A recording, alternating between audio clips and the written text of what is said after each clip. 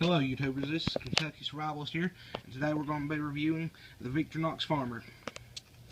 This knife comes with one plain edge stainless steel blade knife.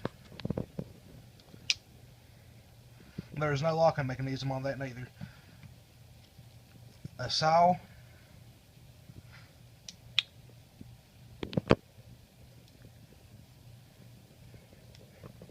an awl,